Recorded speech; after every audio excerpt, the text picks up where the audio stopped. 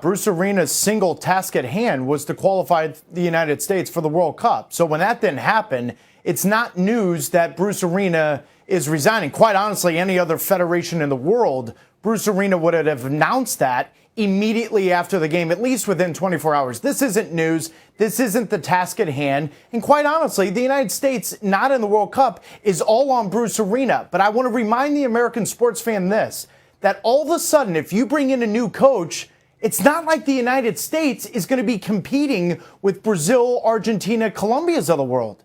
Change really needs to happen. Fundamental change. And now the question remains, U.S. Soccer President Sunil Gulati, if he hasn't announced yet that he's going to be running for another term, why should he be allowed to hire the next coach?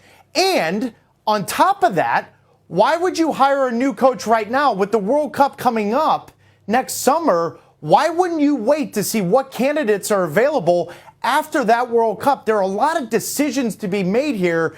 And right now with this reaction and Bruce Arena's legacy, the highest of highs, 2002 quarterfinal, the lowest of lows, Tuesday night in Trinidad and Tobago. This is not about Bruce Arena. This is not about Bruce Arena's legacy. This is about fundamental change within the U.S. Soccer Federation. And I think this conference call coming up in the next couple of minutes with Sunil Gulati will say a lot about where the direction is. Over the last 48 hours, Randy, the amount of conversations I've had, I have real skepticism that real change, real fundamental change is actually going to happen.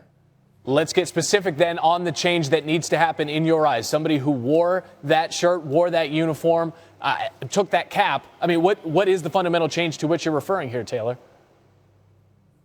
Randy, a couple nights ago, I said this, and I still say it with pride, is that the United States Soccer Federation is treating a sport, and quite honestly, our culture is treating a sport with the American way while the rest of the world is doing it the opposite way. And just fundamentally, when you look at it, Randy, you guys are doing hits every single day about the New York Giants going 0-5, the LA Lakers, do they have the #1 pick? Fundamentally in our country, we reward mediocrity. If you lose, you get the #1 pick, you get more salary cap room, blah, blah, blah, blah, blah. The rest of the world, in my sport, it's the exact opposite. You lose your job, you lose your money, you don't get a second chance. The amount of pressure and accountability in our country does not exist the way it is the rest of the world. And until you manifest that, and until you cultivate that and create that, then the United States soccer men's player will not be able to compete against Argentina,